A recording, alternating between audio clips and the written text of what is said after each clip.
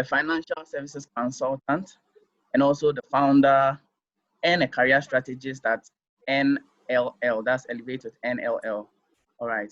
So I want to remind us that the session is being recorded. So in case you have technical issues and fall out during the course of the meeting, we'll share the link to the video and you can access it.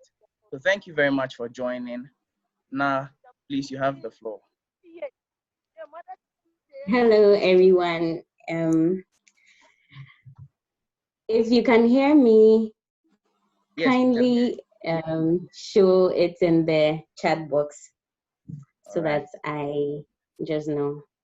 Yeah. But thank you so much, Philip and Daniela, for the very nice introduction. You guys are very really nice to me. Thank you for all the adverts and everything. I don't know. I hope I'm not supposed to show my face. You can see my face, right? No, we want to see your face. Because I'm about to share my screen, you know, so then... Yes, we want to see the face of the screen. Oh, you guys. So I have to show my face, eh? Yes. Okay, if you insist. Thank you.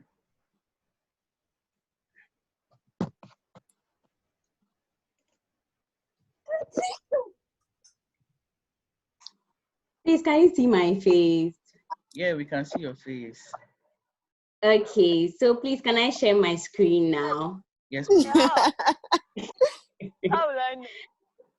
Yes, you can share your screen. We want to see both at the same time. Yes, we can see both. No, you can't have both. You can't have both. Okay, so once again, thank you guys for the honor. I really appreciate it. And hopefully we get to learn a lot from tonight. I'm also hoping to learn from you guys. And I hope it's interactive because then I can't just talk to myself. So I hope we promise to make this interactive. We'll do our best, yes. Why? Okay. Okay, so that's fine. So like they've already said, my name is Naa Lamle Lamptey, and I am a financial consultant in one of the big 4 accounting firms in Ghana. And I am very passionate about career development. And so I decided to start Elevate with NLL. And basically what I do, so this is what I do. I just help young professionals like you to build a personal brand to make you stand out in your careers. And I help young professionals to also get jobs they actually want. So yes, that's the little bit I know I can share about myself right now. And maybe you could also just share your names real quick. I'd appreciate that. I hope you can hear me though. Yeah, we can hear you. Yeah, so maybe you could share your names in the chat box.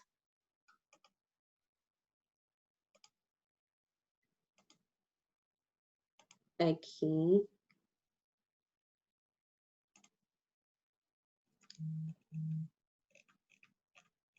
Is it me or? Please, are you sharing your names because I can't seem to see it. We are in the chat section. Okay, all right, okay. All right, nice. So I think we should just get right into it. So what's personal branding? Before that, I need to say that I'm just going to talk about what personal branding is and then talk about why it's important. And I have grouped personal branding into 3 main categories. So I'll talk about it and then I'll talk a little bit about writing a CV. and then a cover letter, and most importantly, how to put your LinkedIn profile in order. Okay, so I can't cover everything tonight. So hopefully we get to cover a lot tonight. All right, so Wow.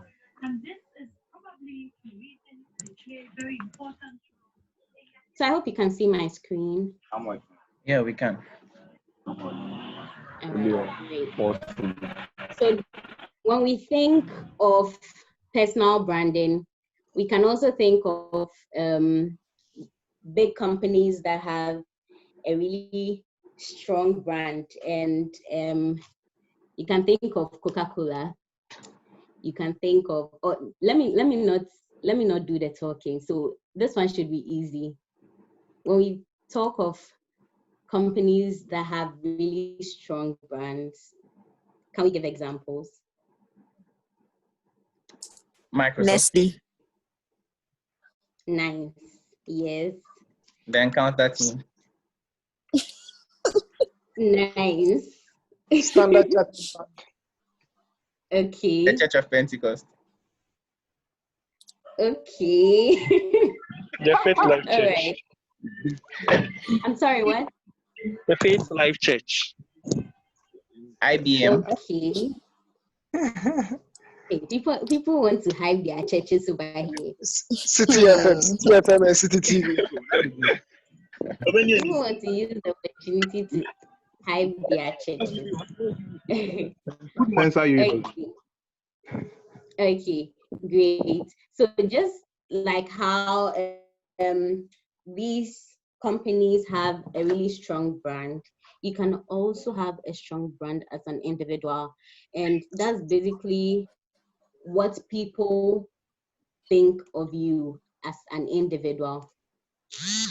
For instance, there are certain friends you have. When you just think of them, there's one word that comes to mind. Maybe the sharks, or the business-minded people, or the people who don't like school. But all the time, there's something that comes to mind when you think of somebody. So just take maybe a minute. Please, can you hear me? Okay. So just take a minute and think of the possible things that your friends might be thinking of you. And that could possibly be your brand. Oh, I see that someone is, please, I hope you can all hear me. Yeah, it's a bit low. Yeah, we can hear. Okay. Very All clear. right, great. All right. Okay, that's great.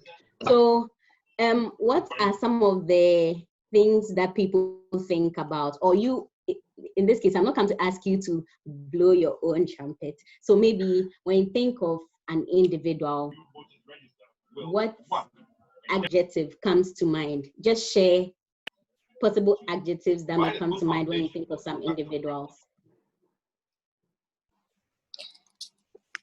So I want to see that in the chat box.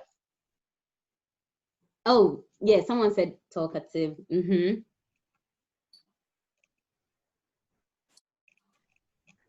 Oh, I don't see anything in the chat box. Money. Oh, thinker, money, nice. So basically, I believe that your personal brand is who you are, what you stand for, the values you stand for, and most importantly, how you express it, because you can be really awesome as a person. You can have all the great things and all the great potentials and everything. But if we are not able to even tell, then what's the point? So most importantly, your personal brand is what we are able to see, what we are able to, say that's tangible enough. Because yes, we weren't there with you when you were in school, we weren't there with you when you were gathering certain experiences. But the way we get to know that, okay, so this person has been exposed to this kind of education or this kind of knowledge is what you bring out. And that is your personal brand, basically. So let's move on. Hopefully we don't spend too much time. So why do you need a personal brand?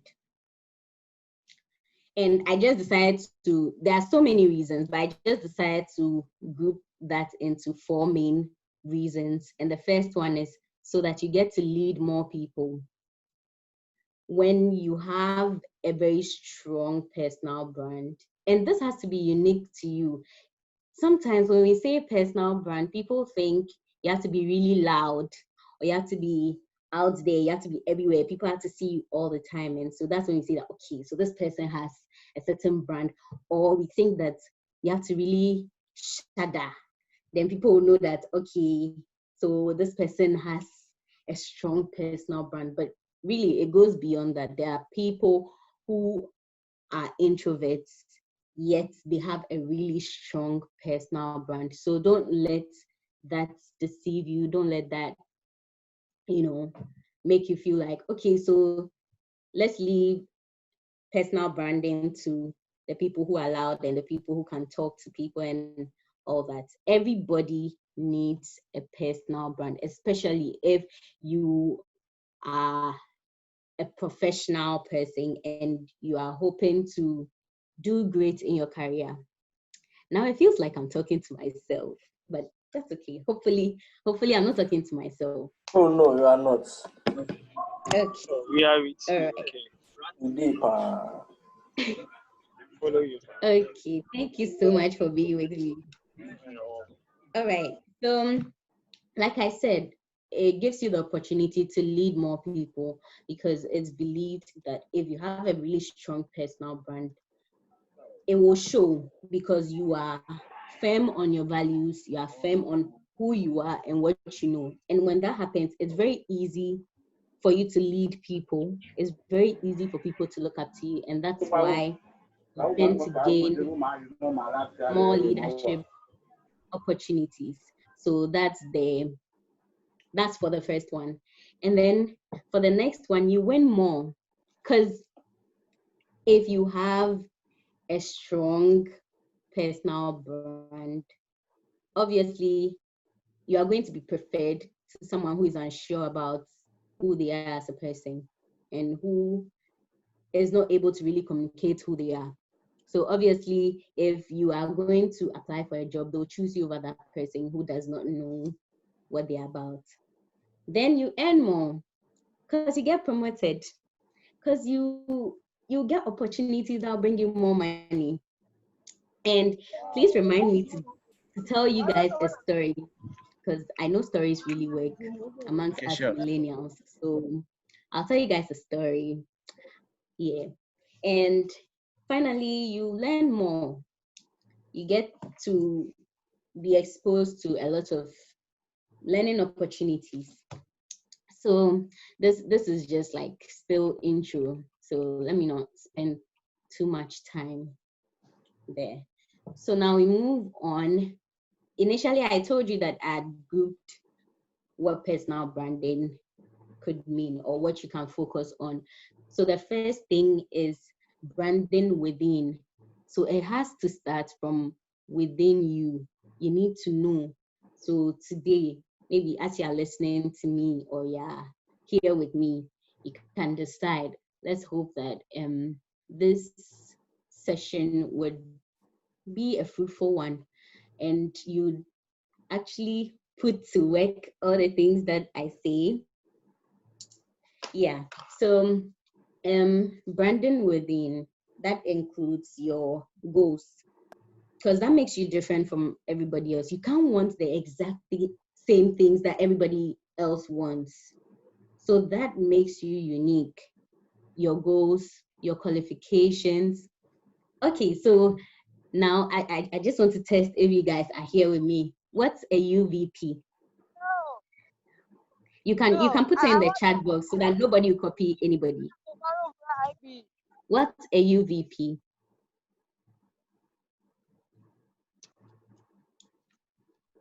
So let's see.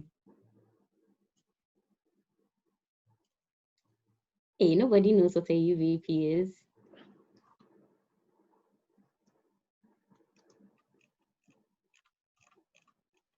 Hey, okay, okay, okay. Unique value proposition. Okay, nice. So basically, and it's also called USP, like MFA mentioned. So that's nice. That's nice. Hey, the people who are coming to say, yeah, same answer. Anyway, yeah, basically that's what it is. It's what makes you different from everybody else. Why should I choose you over someone else? What makes you unique?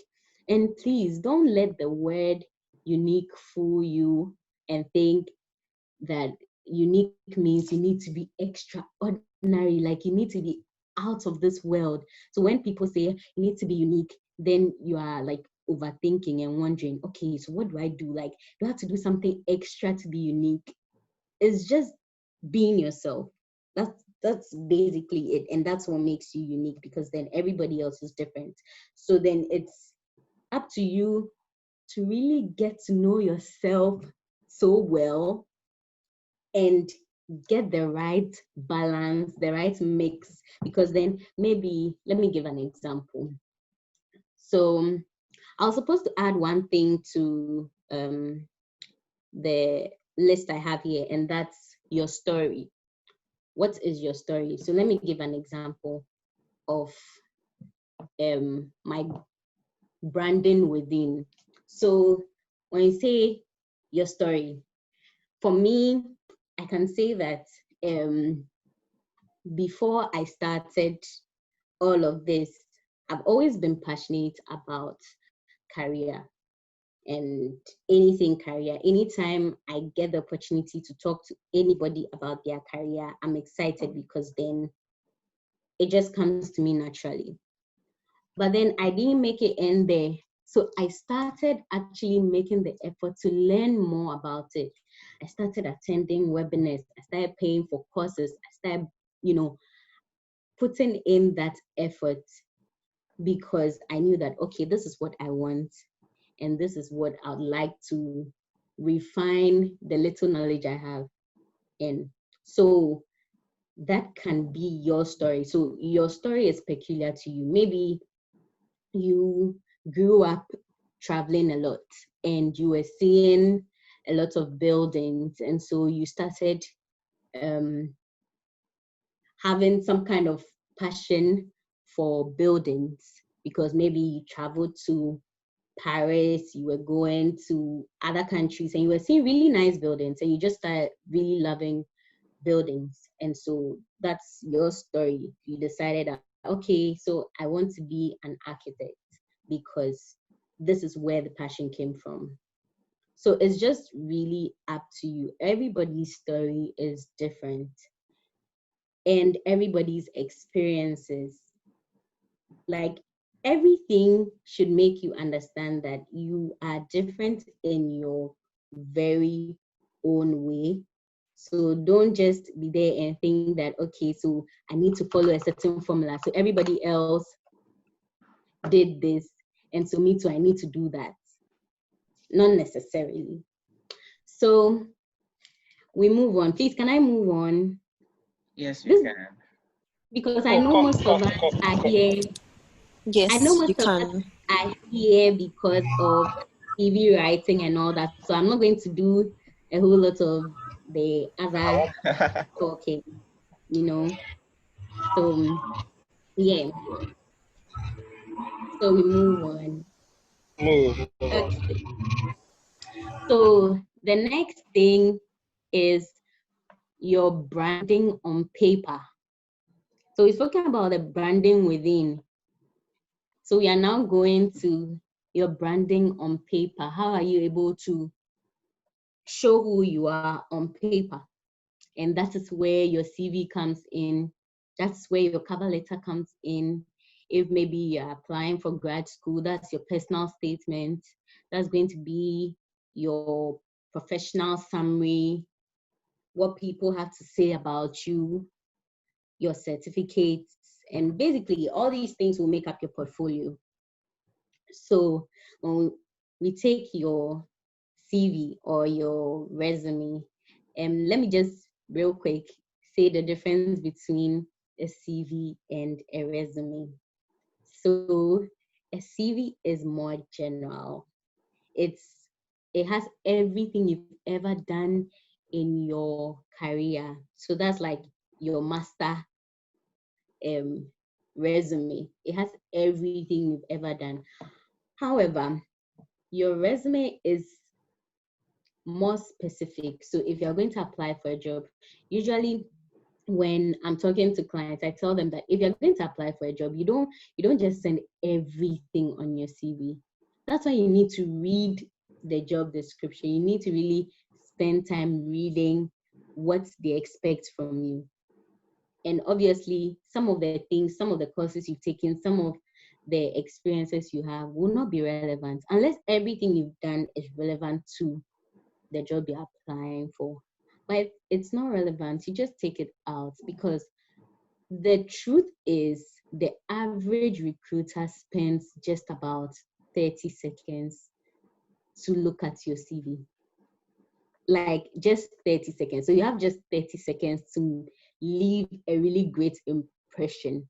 And that's another reason why I always encourage people to have a catchy CV. You can't have a CV that looks so boring. So just imagine they are looking at like 100 CVs and everybody's CV is looking the same.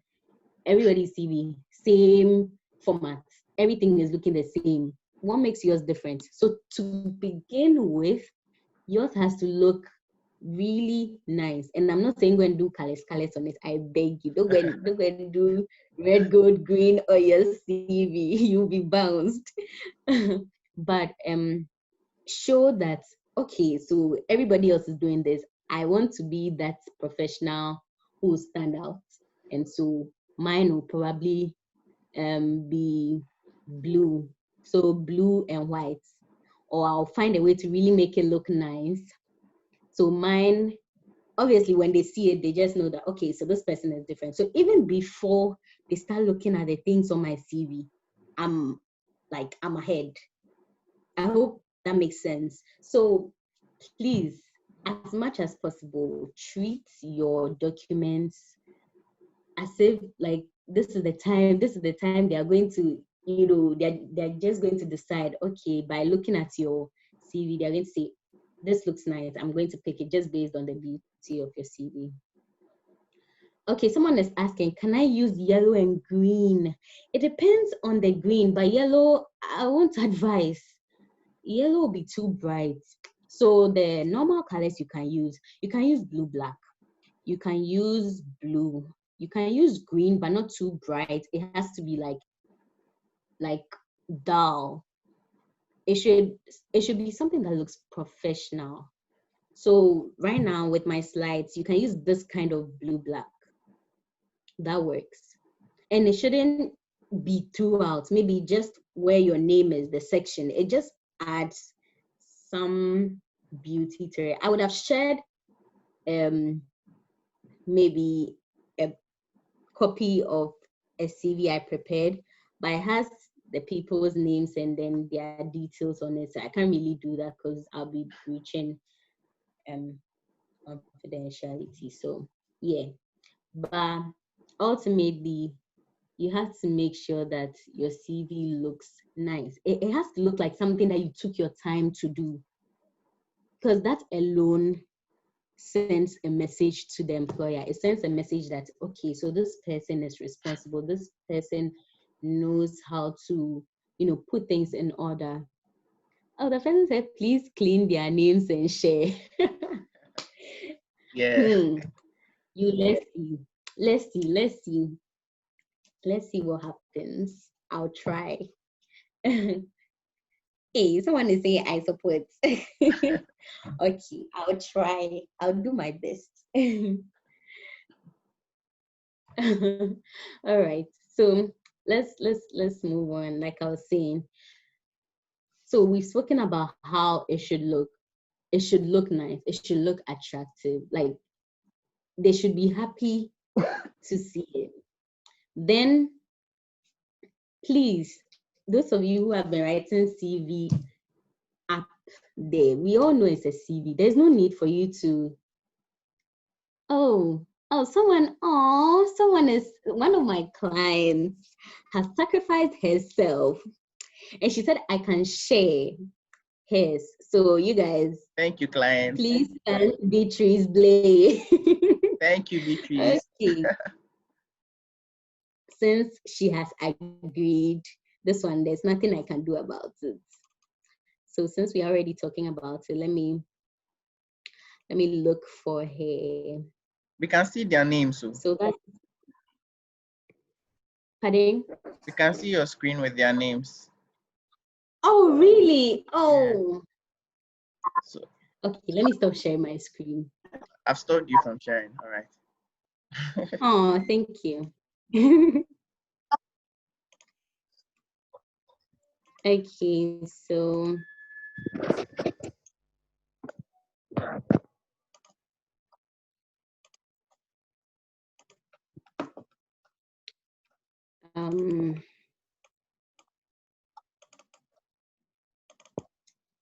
Philip, please, I can see you really want me to share my face. Yeah, because they don't know you. Oh, you can see my picture. What's all this?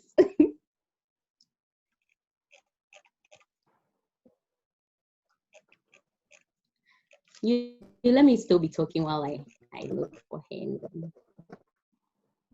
So like I was saying, please don't go and write CV up there. We can't even see your name. We know it's a CV, so there's no need for you to write it again. Just write your name boldly up there, and that's what's important. Okay, so I'm coming to share.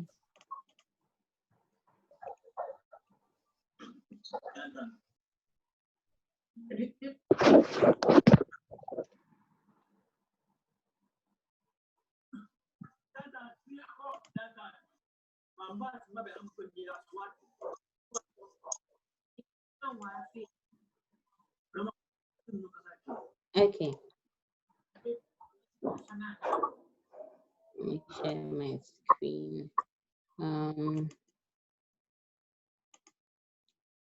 Please, can you see? Yeah. Yeah. Thanks. Enlarge it. So, yeah, sure.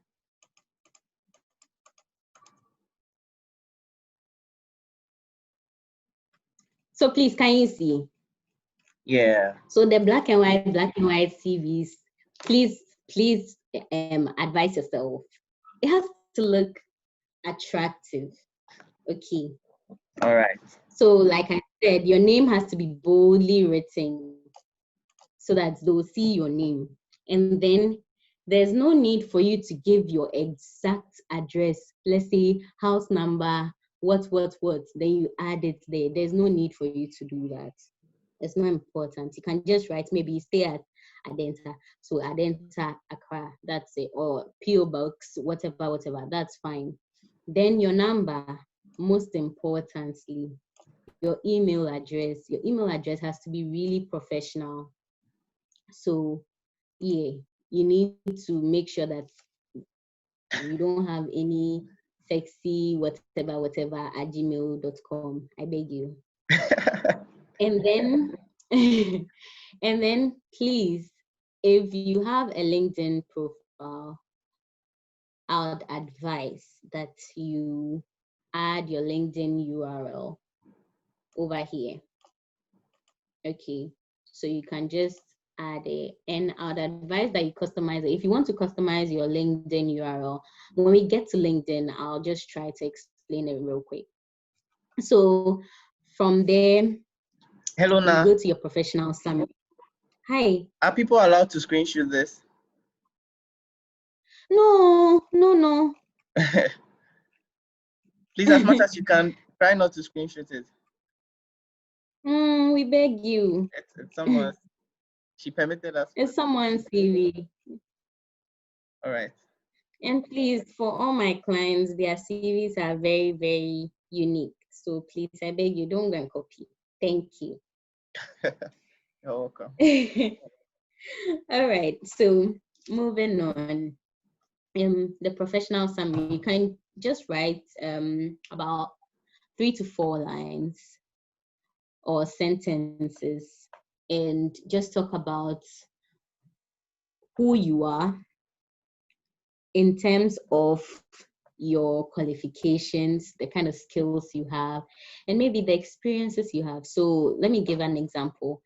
There was this law student that I prepared a CV for, and I realized that she wasn't like, your professional summary area is where you should, you should hype yourself. She was the best law student for her badge. And she didn't, like, it was nowhere to be found. Like, I couldn't find her until I got to the education part. And I'm like, what? This should be up here. Like, that's the first thing you need to flex about, because it's very important. Your CV is like your flexing paper. That's where you're supposed to show that, yes, I have this and I have that and all that. So you don't have to go and push it all the way down. Okay. So then you move on to your skills. If you have really great accomplishments, you can add it to your key skills and your competencies. If you have any professional course backed, you can just put it there. If you are really great at a certain software, you have to put it there. Just make sure you're not using the very same things we see all the time. Hardworking, with detail oriented, like we see them every time, and so it doesn't make it unique. And depending on the job that you're applying for, you might want to alter the kind of skills you put there. Okay, there are some jobs that don't require you to put certain things there, but you go and put it there for what reason? Because everybody else is doing it. But you need to really be strategic when you're putting it. Sometimes even when you're applying for a job or when you see the job description, they add certain skills that they're expecting. That's why you need to read, because they'll add some of the skills they're expecting from candidates immediately. That should give you a clue that, okay, so I should have these skills on my resume. Because sometimes some companies, especially big companies, they use a software called the applicant tracking system. And for that, it's just going to pick the keywords. So maybe they know they are looking for an accountant. So they are looking for someone who is great at Excel, someone who knows how to maybe use SPSS, someone who knows how to do this, do that. So they are looking for specific skills. If you have that on your resume, that makes things easier for you, because the applicant tracking system is going to just pick that and then cause you to qualify. So sometimes I realized a friend of mine applied to Vodafone, right? And Vodafone, when they put up their job vacancy, you should know that like everybody is going to apply. So obviously, it's not a human being that is going to sort out the resumes. They are going to use an ATS.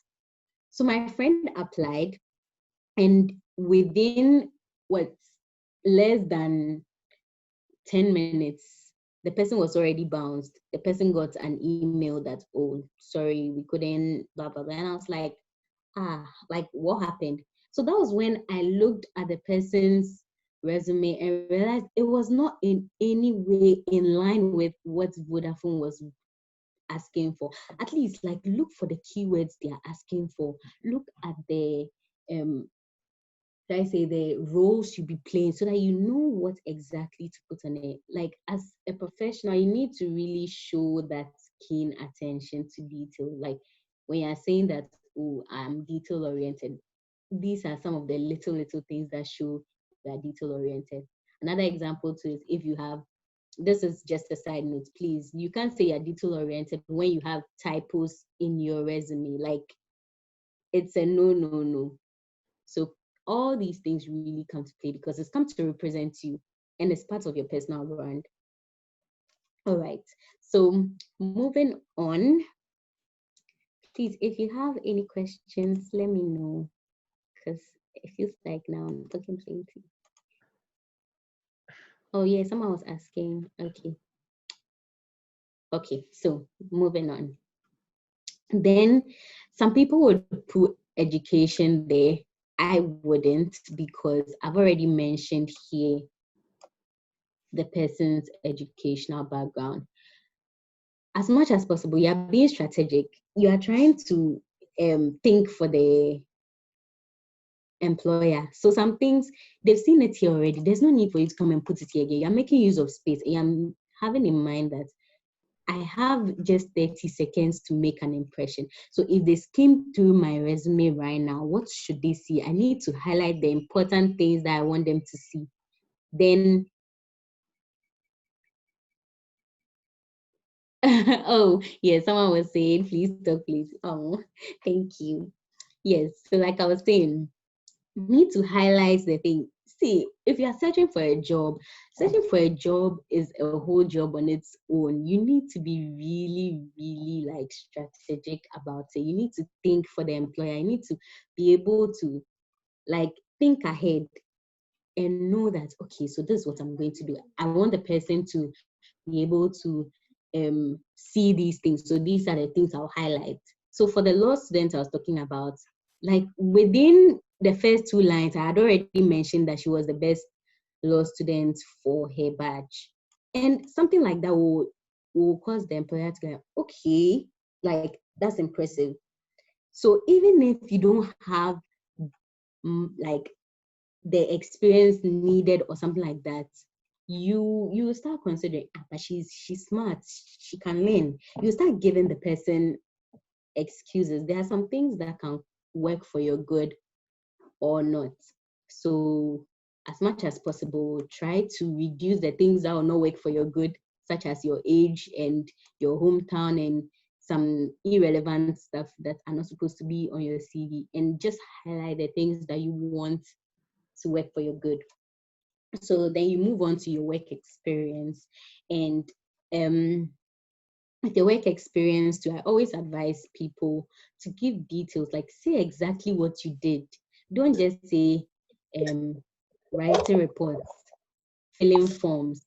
Like say exactly, show that okay, I actually worked, I actually did this during my internship or during my national service, but don't be vague. If you have figures, like add the figures so that you know that okay, I'm showing the people that I know what I'm about. If you were able to, you were working in a bank, you were able to get like 500 people to open an account, state it there, give the numbers if you have the numbers.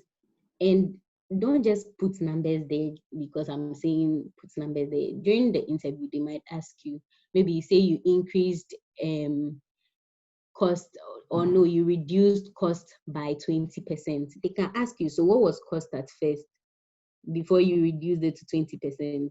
And if you are there, you are just looking for words to put there or numbers to put there, you'll be lost. So all these things, you need to put some thought into it before you move on to your education. That's like one of the last things. Usually I don't add this, but because it's just the what's it called, the university that is there, I say okay, cool. But some things people don't really look at them any longer. And once again, if you are trying to be strategic and you're going to do your research about the people that you're applying to, and then maybe you're going to do research about the HR person and all that, for me, this is what I'll do. If I find out that the HR person went to Infantsman, I'll put it there and make sure it's seen. I hope that makes sense. All these things really matter because some things will cause whoever is looking at your CV to be happy to see your CV or to just be like, okay, cool. This is just one of the things. So then again, you can add any training you've been to and all that. So basically, in a very short whatever, I've been able to talk about how to prepare a CV, right? I hope everybody is satisfied. Yeah. Okay. Yes, please. Thanks. Okay. So we go back to our personal branding in peace. But I hope everybody is okay. Please, you can send yes in the chat box so I know you're with me. Yes, I want to see yes. Lorinda. Oh, thank you. You guys are so nice to me. I appreciate it.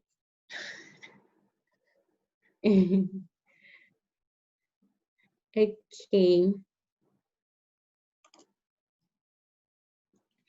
All right. So I'm about to share my screen again for the. All right. So now to the cover letter. Let me see if I wrote anything on cover letter. Okay, so I didn't. So let me just say how to write a cover letter. So with something like Beatrice's CV, right, or her resume, if I'm going to prepare a cover letter for you, I'm going to prepare a cover letter that looks like that. So it's like the things are matching. So her CV or her resume is going to look just like her cover letter. So her name will be boldly written up there. Okay, I think someone wants to ask a question. Okay, so someone is asking if I recommend a particular font style. Usually just go for Times New Roman or Arial. Just use the normal ones. Don't do anything extra, because once again, if you are going to apply to a very huge company and they are going to use the ATS cannot read every font style.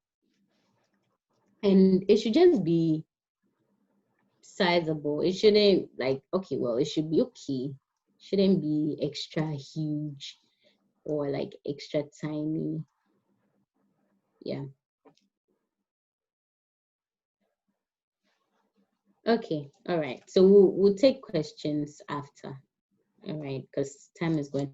So now to the cover letter, I'm just going to run through with the cover letter. Okay.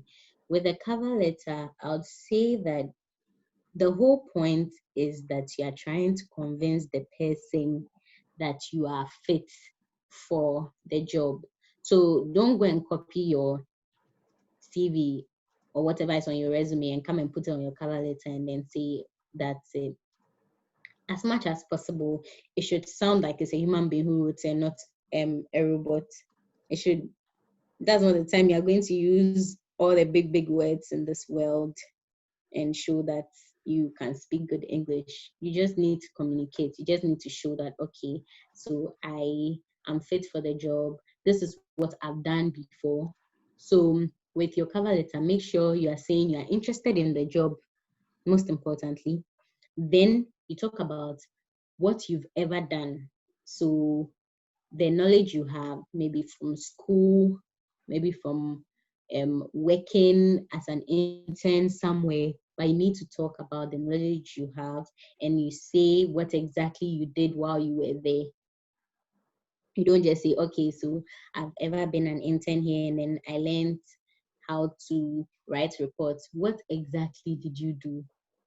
It's important.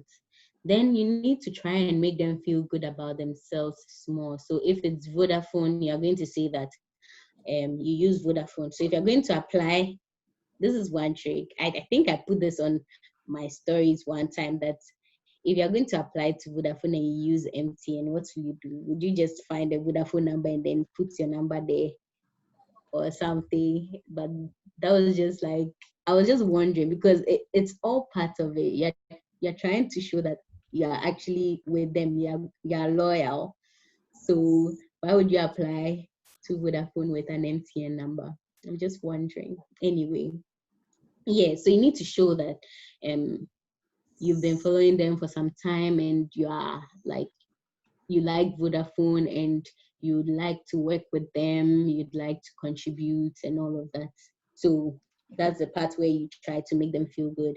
Then you also have to talk about the fact that you want to learn from them. So aside the fact that you are saying you have the knowledge and all of that to bring value on board, you also need to mention the fact that you are open to learn from them. It's going to give you that exposure and that opportunity to learn more. And then finally, with the cover letter, you don't have to talk plenty.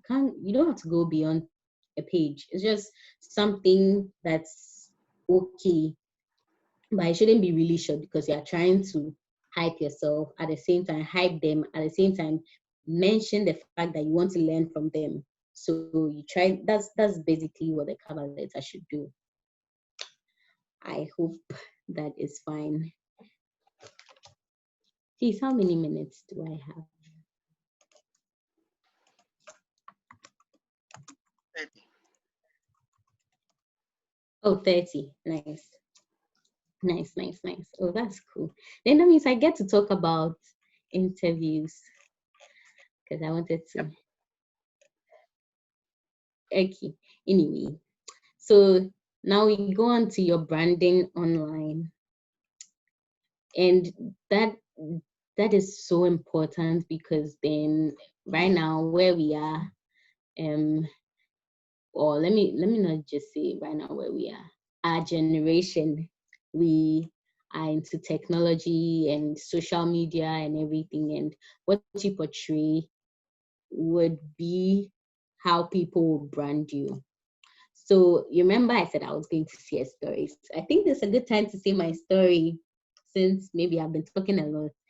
And so let me just say my story. So I've already spoken about the fact that I work for one company.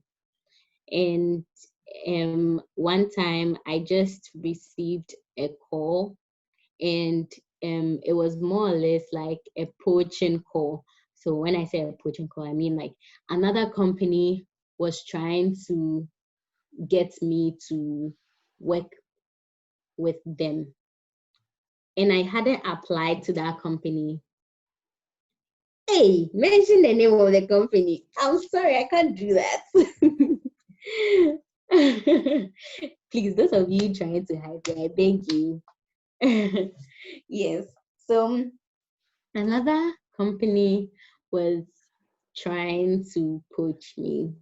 So I had not applied to the company and I had not like sent my resume out or anything. But the MD was trying to get me to work there. And I didn't know the person. So this has got nothing to do with connection or anything of that sort because I didn't know the person from anywhere. And I didn't even know how the person got my number. It was just later that I found out that the person took my number from a different platform. So I was just like really wondering.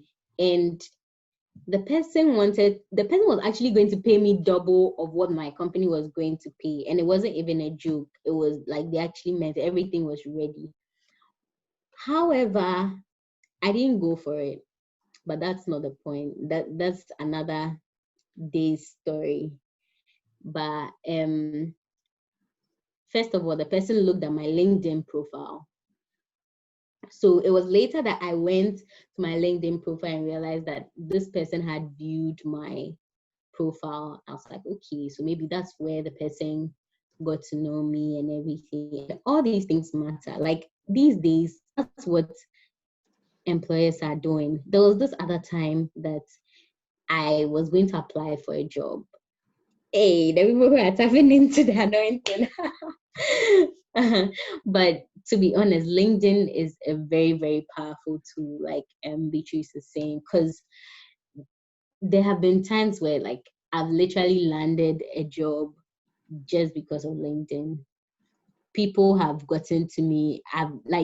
If you are not getting job opportunities on LinkedIn at least once every month, you are doing something wrong. And I'm not even exaggerating. at least once every month. Like maybe someone should get to you and like have an offer for you. Maybe not all the offers will be attractive though, but at least every month, like someone should get to you and find out, oh, are you interested in this position? We have this position open. If you're doing things right with LinkedIn, like it's that good.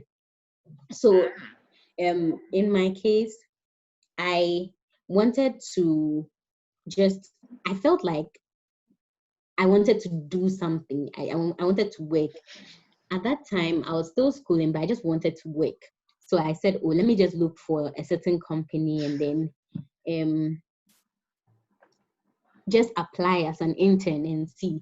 And they had not put it out there. So those of you waiting for people to put vacancies out there, these days people don't do that. They don't put it out there any longer. So you have to be like wild and look for it yourself. So I just went to their website. I didn't see any vacancy there. I went to their team, looked at the individual people over there. I went to look for them on LinkedIn.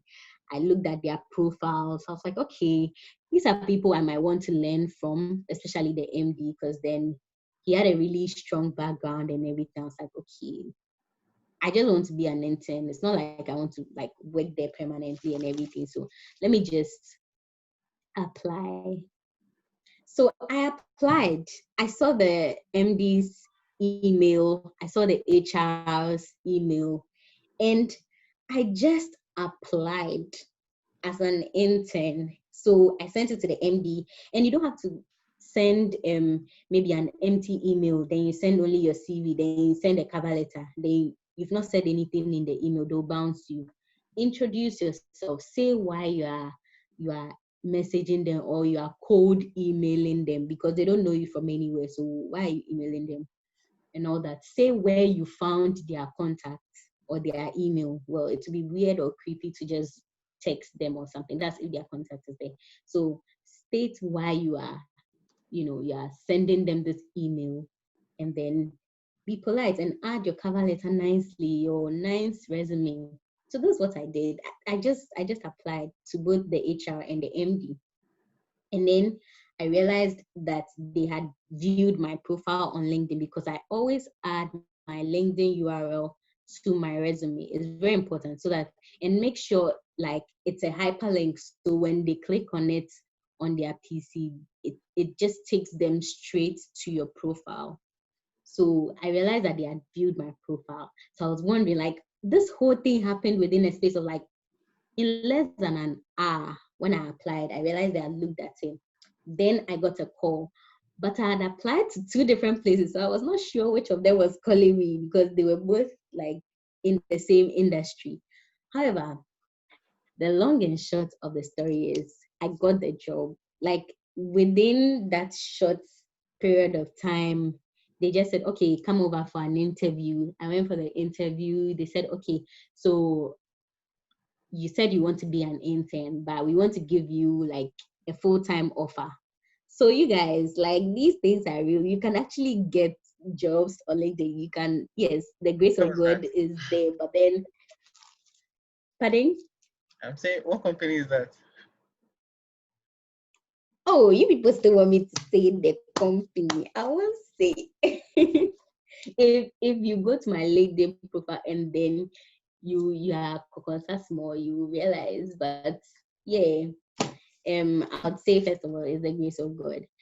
But you also need to be strategic. You need to know what you are doing. You need to be intentional about it ultimately. Like I was really intentional. I read about them. I knew what I was going to tell them during the interview, and I was relaxed. Like that's one thing about an interview. Me, I went there feeling like I'm not here because I'm at your beck and call. Like I'm not here because like I'm at your mercies. Me, I'm applying for an internship. Do you get it? If you give it to me, fine. If you want, okay, that's okay. So because sometimes like employers can feel the desperation in how you go about the interview. It's like you are literally begging them, please pick me, you know, and that alone can just put them off. So just show that, okay, you know what you are about, and you're not just going to go for any opportunity that comes your way. So me, I stated to them why I was applying to them. I just wanted to learn from them. That's why I went for an internship. But in the end, I was given a permanent offer, which I managed to negotiate a bit and then got a higher pay. Hey. So that's like, please, you guys, you need to be wild. You need to be wild because you need to know your value. That's the most important. And it's not like I had any experience. That's no, I didn't. But I just felt like, okay, me too. Let me just flex more. But don't flex too much or else they'll leave you. I beg you. Yeah. So that's how it went, and eventually I left that place because the company I actually wanted now called me. So I bounced. Yeah, but that's another one of my really interesting LinkedIn stories. And through LinkedIn, I've gotten to connect with really, really influential people. And it's not all the time that like you have to when you are talking to someone who is influential on LinkedIn, then immediately you want to sound desperate and make it look like, hey, help me get a job, or like those things really put them off. So don't, like, let's say you try to connect with the CEO of Vodafone, then she has accepted. Then now you've messaged her, then you are telling her that, oh, you want to send her your CV, that you want a job at Vodafone. Like, she'll not even mind you again. It doesn't work that way. Hey, people honestly want to see my face. You guys, why are you doing this to me? Okay, I'll try and show my face.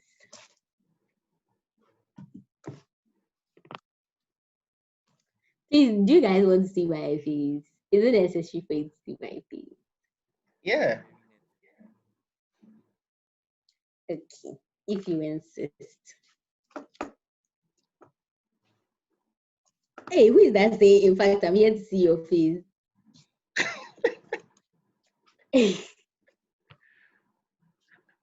Please, can you see my face now? Yeah. Are you happy now? Yes. So please leave it on the Are you face. happy now? Let's continue. Okay, so yeah, since you guys have managed to convince me to show my face when I wasn't going to show my face. Yeah, so basically, don't go and apply. Why did I say apply? Don't go and talk to any CEO, and then you try to tell them that, oh, I need a job, please hire me. Like, please don't do that. They'll just bounce you. Don't even mind you. That's the whole point. Don't even mind you.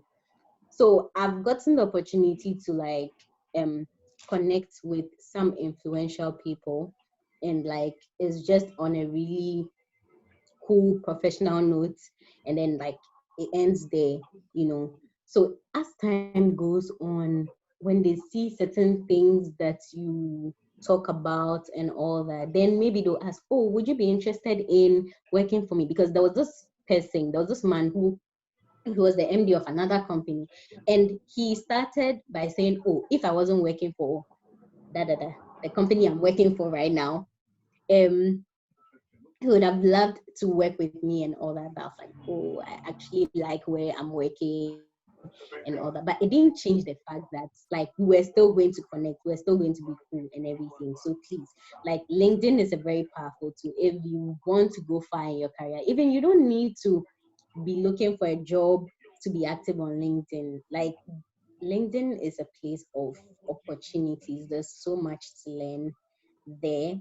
And like, I even feel like I've not made the most out of LinkedIn because there's so much over there. So yeah, when the time you used to spend on what's it called, Instagram, you can just give it a try with LinkedIn.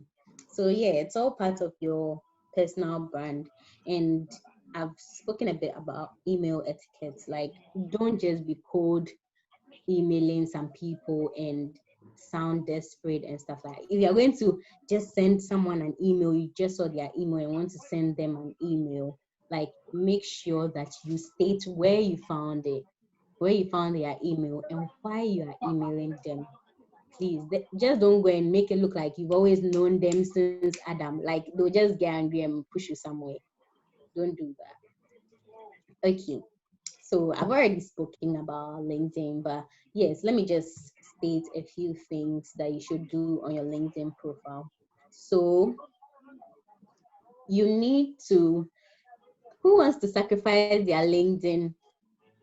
Let's quickly I'll run use a yours. I want to find a LinkedIn profile that I can point out problems on so that we all learn. Sylvester Wisdom says he will So, share his. okay. Oh, someone put it, Mame, something. Mami Bema.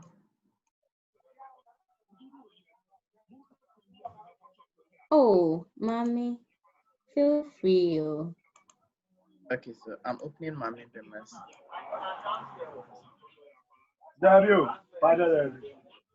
Okay, so should I go ahead and search for her?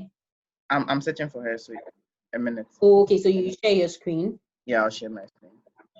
Okay, all right, cool. Mami Bema, please, what's the name on LinkedIn? Is it Mami Bema? Because no results for that. Okay.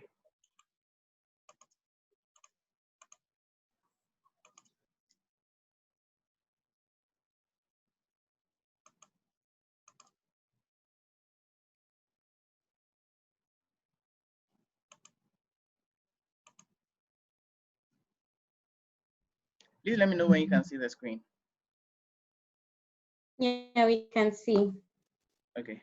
Nice. Okay, so Control. please. Okay, nice. Okay, so we are come to be critical on Emanuela. So first of all, this part, that's the banner. That's one of the parts that people totally ignore. But please, I beg you, you need to put a picture there. And it doesn't necessarily have to be your picture. It has to be maybe a picture that is in line with your industry. So maybe if you're in the tech industry, you might want to put a picture that looks techy, like you have maybe a bulb or something interesting, but it shouldn't be left bare. Okay, it should look professional. Then I like the picture. I like the picture. So this is how your picture should look. No selfies, no group pictures. We should see your face clearly, and it shouldn't be a full picture. You know, some people have, like, maybe you're dressed formally. It's like you're dressed formally from head to toe, but it should just be a headshot. Like, let's see your face very well, and the background should be plain, no noise in the background. You know, passport picture, not necessarily, like, not necessarily, because you can smile, you can, like, you can really feel free. We should just see your face, so it shouldn't necessarily be a straight face passport picture kind of, no. And yes, I like the fact that she wrote this, but why Ghanaian? Why? Well, I'm just wondering. Oh, okay, maybe she might not want to answer, but why Ghanaian respiratory therapist? I'm just wondering, because then, no, when employers are looking for say someone to recruit, maybe I'll just type in respiratory therapist, because I'm part of the first 9. Oh, that's so cool. Congratulations. That's really nice. Oh, you guys are not giving her fans in the chat box. You people don't want to show her love. That's not cool. Congrats, Emanuela. So that's really nice. Congrats. Oh, okay. Okay, you see, you have to state it too. You have to state it in your about. Do I see it in don't do that. You have to flex with this. So this is information to flex with. So maybe in the about section, you have to state it. That should be like one of the first things that you state, that you're one of the first 9 people, blah blah blah. You know, it's very important. That's the whole thing about personal branding too. You need to hype yourself, or nobody will do it for Personal you. So bragging. hype yourself. Yeah. No, it's not bragging at all. Like, it's not. Yeah, so need to do that. But can we go up a bit? And then over here, where you have the Ghanaian respiratory therapist, you need to well, aside that, if there's any other thing that you would want to add, you need to use keywords. Okay, so in my case, I have financial consultant. What again do I have? I have career strategist. You know, hey, the people who are doing this to me, don't do that. Yes, and I stated CFA because that's another thing. Recently, another person got to me because of the CFA. You know, so sometimes if maybe you have ACC or you have any professional course, you can just put it there, because when we type that, hopefully we'll find you too.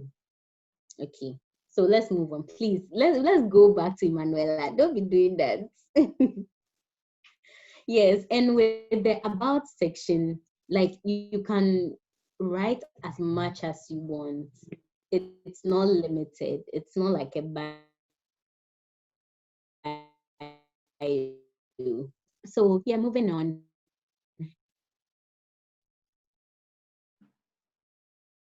I'm active on LinkedIn. Like, come and comment. You, if you not post, come and comment on people's posts, and don't just comment the normal things we see. Oh, that's very great. Thank you for sharing. Comment, give a comment that will cause the person to go and look at your profile. Give a comment that is like you are contributing to whatever the person has shared. Those things will cause the person who shared it to go and look at your profile. They'll be like, okay, this person has shared value. Let me go and look at the person's profile. So sometimes you see maybe a big person has posted something. Please, why are you showing my profile? Anyway, yeah, like I was saying. Yeah, so like I was saying, you need to give like value, say something, add some insight into whatever you've read. Don't just leave it there. And then, yeah, she added her experience. That's great. And education. If you want, you can also add like some of the things that you've done, just like in your resume. The, your experience, you were part of the people, the first few people to conduct a certain surgery. You can add that if you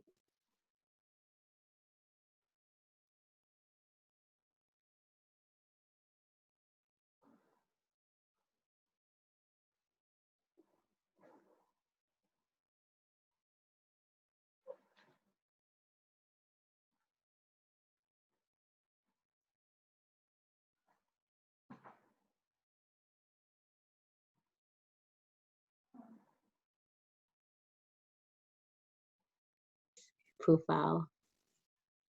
Basically, that's about it. You need to be present. You need to be seen on LinkedIn. You don't just go and be there and be passive. So you now just go and start sharing people's posts, then you say you're being visible on LinkedIn. It doesn't work that way. Do something that will catch people's attention, especially if you're looking for a job. Do something that will cause people to go and look at your profile, because when they look at your profile, that's when sometimes they don't even have any vacancy or anything in mind. But when they look at your profile, then they'll be like, oh, this person has this knowledge and this knowledge. Okay, let me just inbox this person. So those things matter. And as much as possible, get people to recommend you. There's the recommendation section. Get people to recommend you. Get people to say good things about you. That will just show that, okay, you've actually worked with someone and the person had good things to say about you. So this is like the basics of LinkedIn. But if you don't have a LinkedIn profile, or mostly people just go and leave their LinkedIn profile lying there. I'm sure your LinkedIn profile has cobwebs by now, but it's time to go and revamp it. Like, bring it back to life. This is the time to bring it back to life. Like, be intentional about it. Decide that, okay, this is what I'm going to do with my LinkedIn profile. So please, can I go back to the personal branding? Okay. So we are done talking about LinkedIn. Oh, and then I forgot to talk about having a customized URL. So when you go, let me give you an example.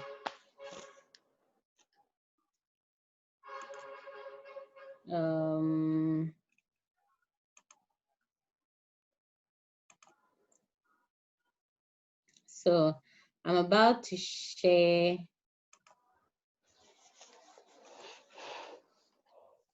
Okay.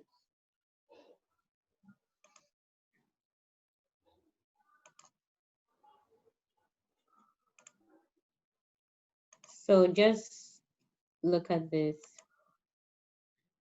So this is what I mean by a customized LinkedIn URL.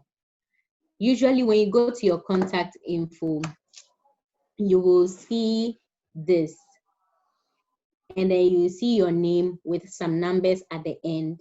So in order to customize it, you can just click here and then you see this again. Then you just clear the numbers at the end of it and just let it be without the numbers. So this is what you copy and go and put on your resume, so that when any employer clicks on it on your resume, they can just go straight to your LinkedIn profile, which by then you've already, revamped and is looking great. If your LinkedIn profile is looking bad, don't go and put it on your resume, because then you just be shooting yourself in the foot. So just make sure you really made your LinkedIn profile look great. And once it's looking great, then now you can put it on your resume, so that when you apply for jobs and they click on it, they can go and check it out. That's a plus for you. Yes, and this is an example of the banner I was talking about. It doesn't necessarily have to be maybe your picture or anything, just something that is presentable. Okay, so back to the personal branding stuff. I think I've spoken about most of it. So let me just go to the final part, and that is your branding in person. So now we've seen you online, we've seen you on paper, whatever you have within. Now you as the human being. So let's just say during an interview, how do you portray yourself? If you go and look timid, that'll be your branding. That's what they'll see you to be. Okay, so this person is timid. There are times where you're even like you're scared, because especially when it's a job you really want. I think another reason why I was not scared at all for the internship interview I went for was because it's not like if I don't get it, I'll be so sad, So that's why when I went, like, okay.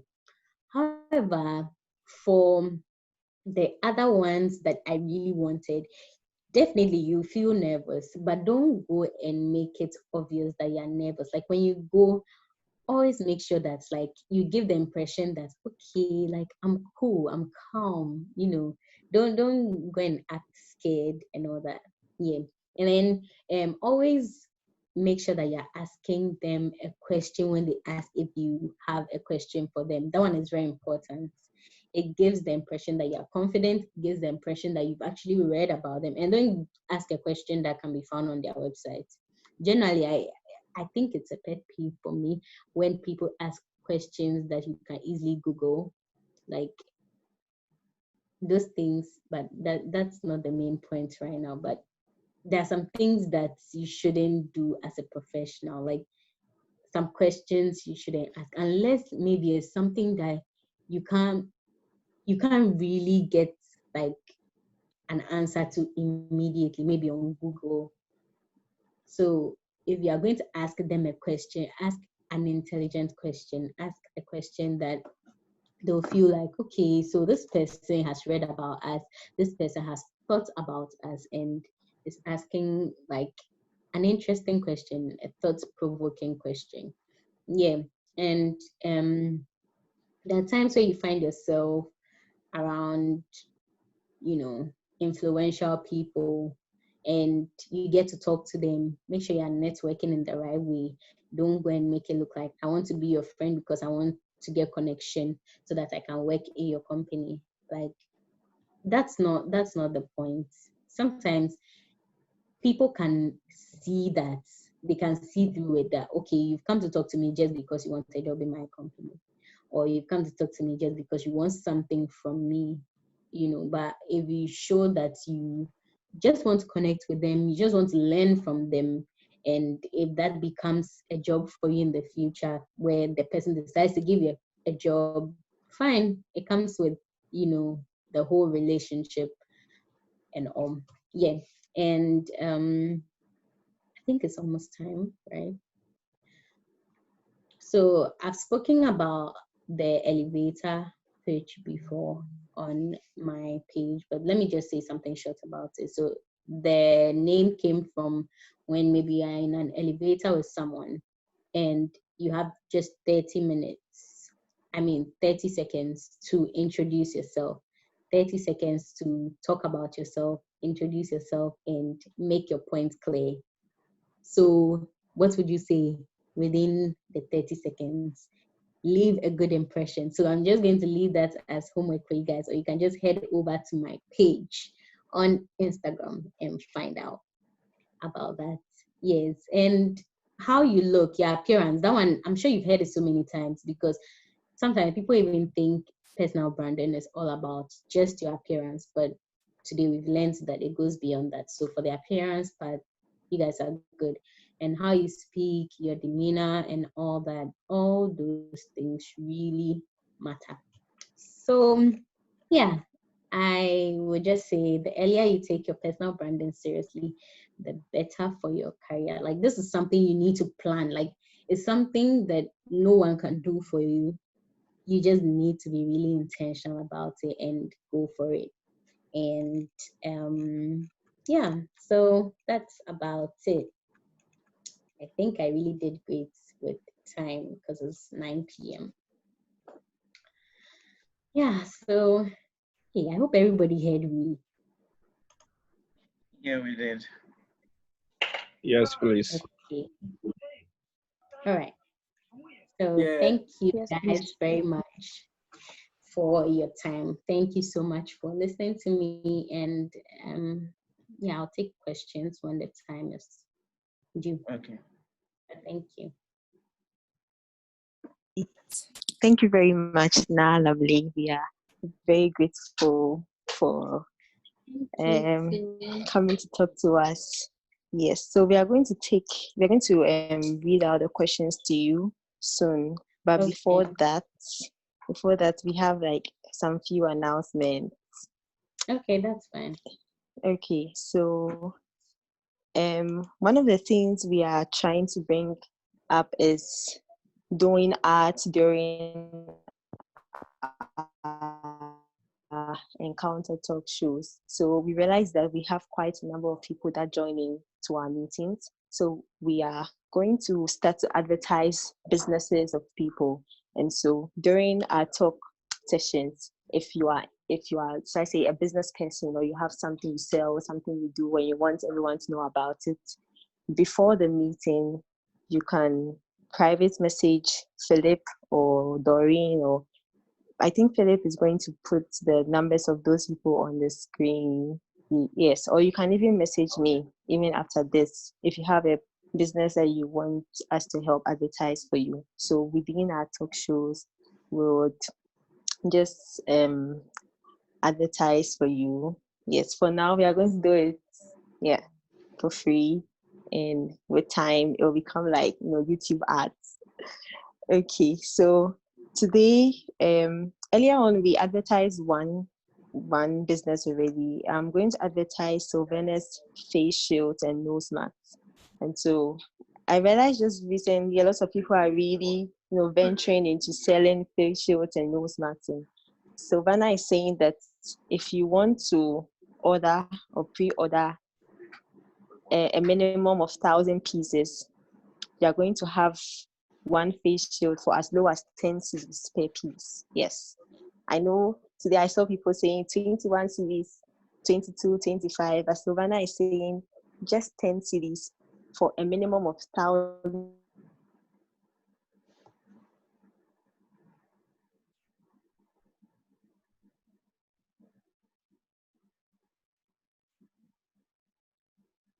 Hello, Daniela. Hello, everyone.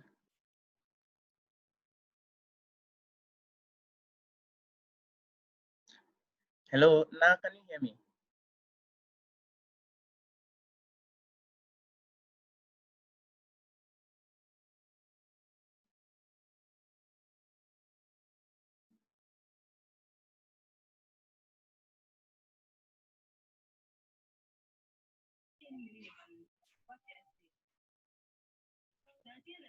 Hello. Hello. Yeah, Isaac. Hello, please, can you hear me? Yeah. Okay, so I'm presenting the questions now.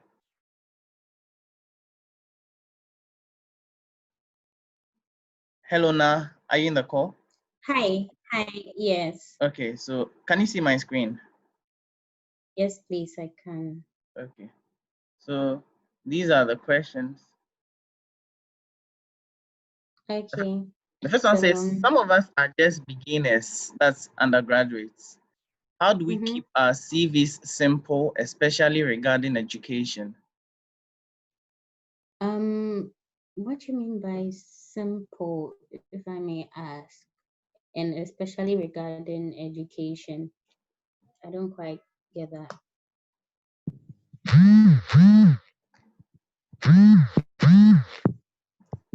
Hello? Yes, hello. Yeah, I don't really understand simple. Okay, so if you could just address it from the point of undergrads keeping CV simple, because I don't know if the person is still in the call. Yeah, hello, I'm here, Okay. please. Okay, so please come clear. Okay, great.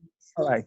So, as from the CV you showed to us, the person the person just mentioned that he's a bachelor. She has a bachelor's degree.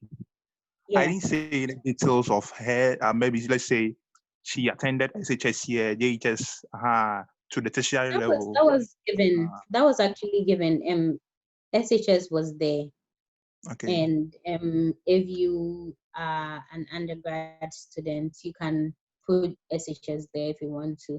And then you can still put your school, say you're in tech, you can still put that there, but you just need to state that you are still in school. So maybe from 2018 and then to present, if that makes sense, because then you are still in school and then you want to apply for an internship. So you just state that there. That should be fine.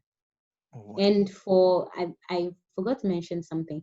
In a case where you don't really have work experience, because you're an undergrad and you feel like your CV is going to look so empty, this is a trick.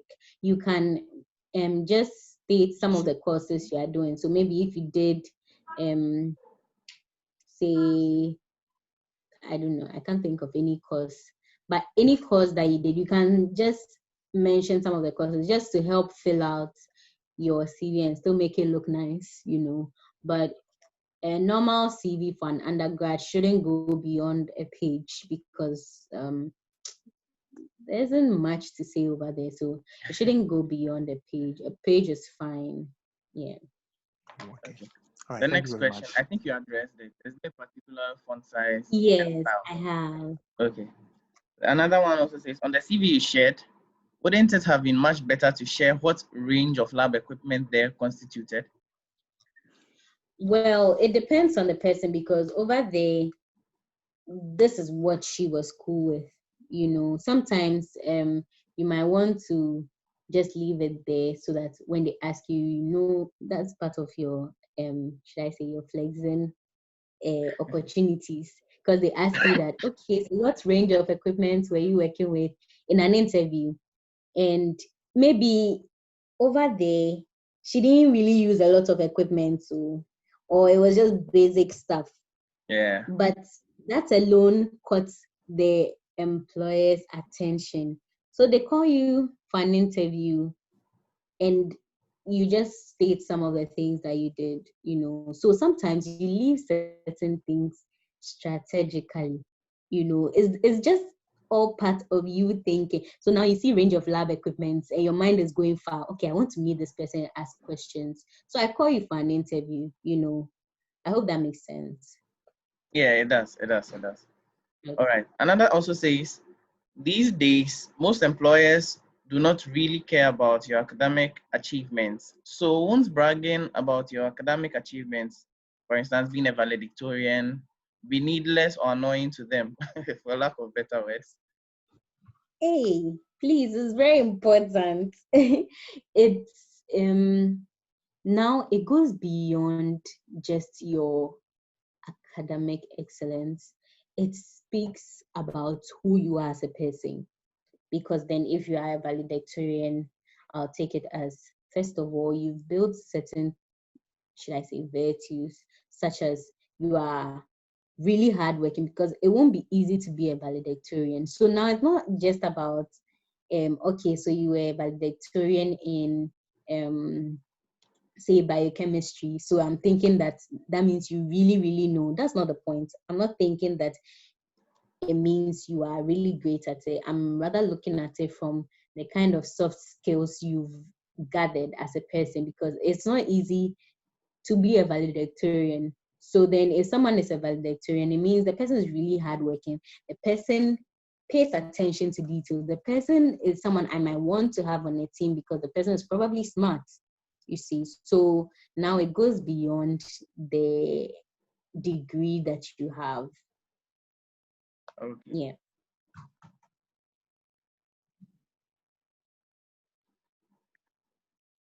Okay, so Any more questions, or that's about it? yeah, we have more questions. Okay. So the next question is what do I do if at a one-on-one interview session the manager seems to be making a pass at me and me accepting is also my guarantee for the job? Hey, please did you get Hey, that? during the interview, that's when the person is, trying to like make a point, Yes. or hey, that's Well, very the person said the disappointing. manager seems to be making a pass at me. How would you know? It's in a professional setting. You see, sometimes some people can be, really inappropriate, Small, small. or may look at you in a Because very malaria drink, inappropriate if you way. don't eat And before if taking, you become weak. you don't feel comfortable, see, it's not by force, so you really don't have to. And sometimes that's the truth. You really don't have to go ahead with it, especially when you feel uncomfortable from the onset. Just don't go ahead with it. And let me give an example, okay? One of the reasons why I rejected a certain offer that came was because I felt like the manager was, should I say, what's the right? I'm trying to be politically correct here. I'm trying not to use. Okay, so I felt like the person was not eyeing me, but arrogant. Oh, okay. It's like you are clearly poaching me, but then you are trying to make it look like, oh, it's not like we're poaching you, that kind of thing. And that kind of sends a message about who that person is. And I might not want to work with such a person because it has like a ripple effect. It could also mean that maybe when you work for that person, your efforts may not be really like recognized.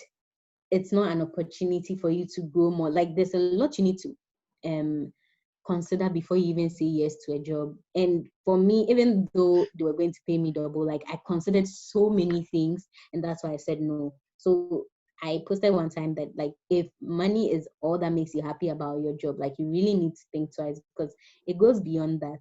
So an example is you feel like the person is making you uncomfortable. The person is looking at you in a very uncomfortable way. If you're uncomfortable, like don't even worry yourself. Just move on. There isn't just one job in this whole world. So you can just move on. But ultimately, you need to go for a job you like, you love. That's what I always tell people. It's not just about getting a job. It's not just about, okay, so right now I'm desperate. Anything you give me, I'll go for it. Like, you need to be happy with the job you're in. Yeah. So the next question. Sure. The next question is for an entrepreneur who may have no corporate or previous formal work experience, how do I write a CV? Is it even necessary since I own my own business? Okay, so yes, it's necessary since you own your own business.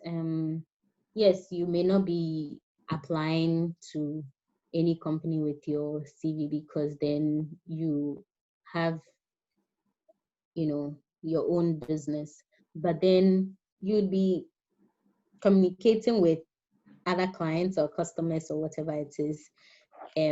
I don't really know exactly what you do, but it's just best to have, so a CV is not just for people who are looking for a job. I've always been saying that you just need to have that down, not because you're going to search for a job, but there have been times where someone wants to write a profile on you, and all you have to do is just send your CV, and with that, they get some knowledge into who you are. Someone wants to even invest in your business, and they want some information about who you are as a professional, and that's when your CV will come in. So it just doesn't end that you're looking for a job, so you need a CV. Yeah.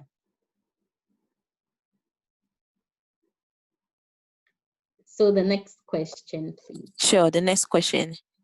Please, I want to know more about the LinkedIn do's and don'ts. I think you've tackled a little bit of that already. Yeah. Mm-hmm. Yeah, sure. If you want to know more, you can just book a private session with me. Yeah. Sure. Or you can visit her page on Instagram. She has some tips there. Mm-hmm. Yeah. Okay, the next question. Now, hi. With respect to your discussion on the cover letter, I have heard from a top management professional that your cover letter should not contain details of what you have been able to achieve, but should actually refer the reader to your resume for what you have been able to achieve. I'm trying to just oppose what the person said and what you said regarding the cover letter. How do you precisely sum up what you have been able to achieve elsewhere, hyping the company and referring the company to your skills as well? Okay, so I believe that if you are if you're coming to talk about, or if you are writing a cover letter and I'm still going to see your CV, why should I write, or why should I say like the things that I have on my CV if you are still going to see my CV regardless? So this is the time for me to relate with you on a human level. And this is a time for you to see that, okay, so this is, or there is an actual human being behind the CV or this cover letter. So that's the time for me to state that, oh, I'm interested in this position. This is what I've ever done. And this is the kind of, experience I have. I've been able to do this and do that. And I believe that I would. So this is the whole point. You're trying to prove to them that I will bring value on board. Aside the knowledge I have experience. I've been able to achieve this. You are trying to convince the employer that you are good enough for the job. You have the skills for the job, and this is what you've ever done. Because if you've never done it, you don't have any story to tell. Then what are you trying to tell the person? And if you don't have any story or any experience, then you can just go with your skills. You can just state that, oh, I have this, that, and then you move on. Yeah. But hyping the All company right. is important too. Yeah. All right. Thank you. Now, the next question is, what form should a resume be in? PDF or Word? I think. Okay, that's a really, really good question. If you are sending it to someone's email, so maybe you are sending it through a company email, please send it via PDF so that the person sees it in that correct format that you prepared it in. It's kept intact. But if you are sending it through maybe a portal, you have to check if the portal takes PDF. Some of the portals don't take PDF. So you need to check if the portal, you see it over there beside it. When they say upload, you see the options there. Because some of them, the ATS cannot read PDF. So with that, you just upload Word. But if it's email, strictly PDF, so that you keep your things intact. Because sometimes you can send something to someone in Word, and when I open it, I'm seeing things shifted here and there, and it looks Yeah, weird. sure. All right. So I think we have about 10 minutes more. So let me wrap up quickly. Um, what's the right way to introduce oneself to a LinkedIn connection? You can just say who you are and what you do, and you can just talk about the fact that you're hoping to learn from them, and yeah, that should be it. All right.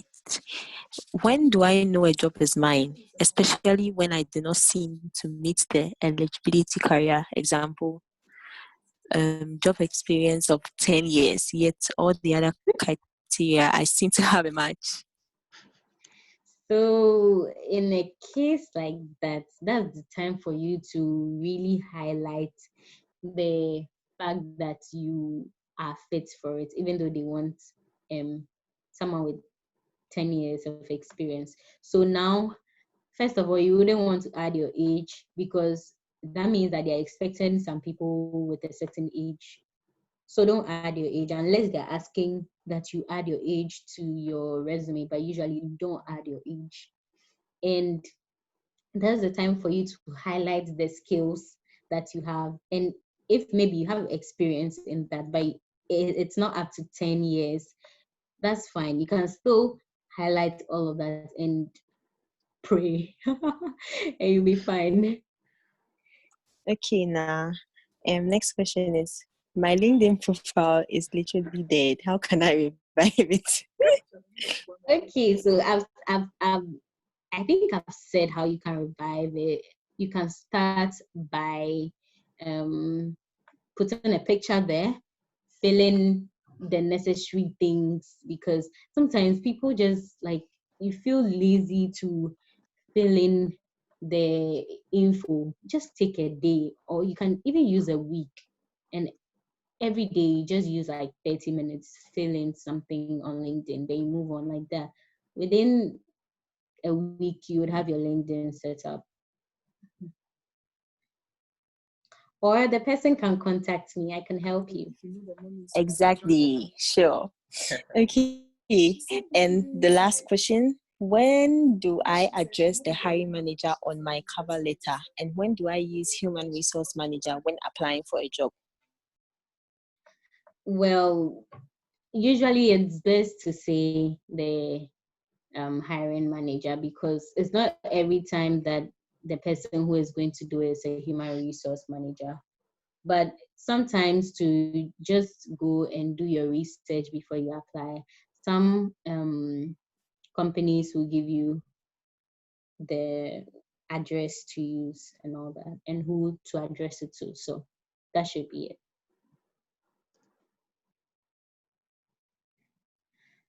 Okay.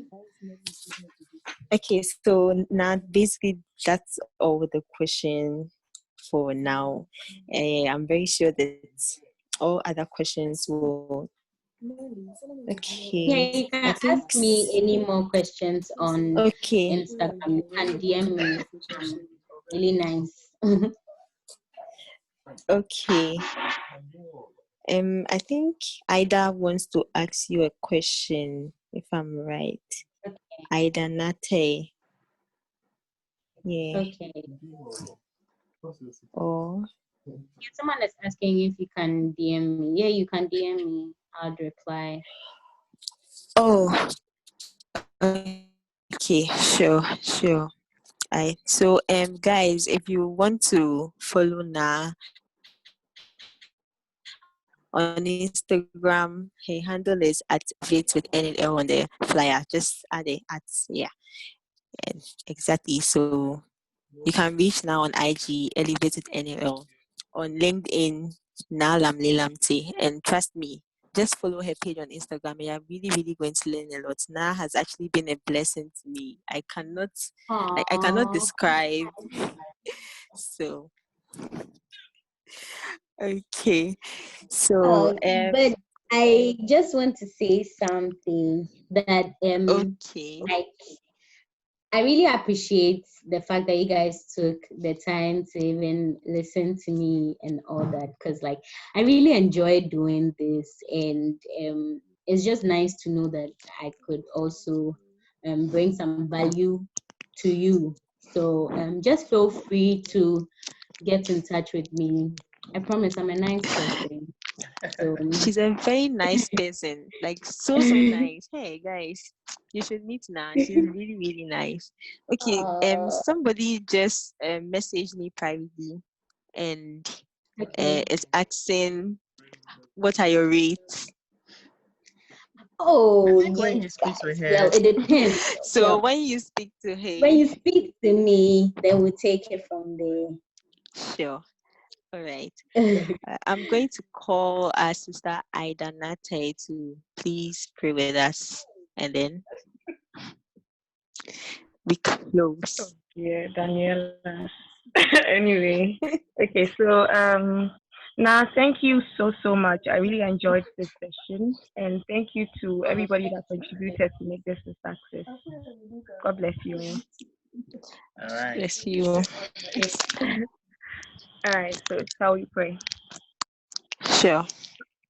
Father, in the name of the Lord Jesus, we thank you for today. We thank you for an opportunity to be together and learn from Na. We thank you for the knowledge that you've imparted to her, and we thank you for the knowledge that you imparted through her to us. Father, we ask that as she has shared what she knows, would take advantage of it and act upon it. Will not just hear what she said and do nothing about it, but then will actually implement all that she has shared with us. We commit the whole team into your hands. We pray that all the resources they need to pull this off will be made available to them.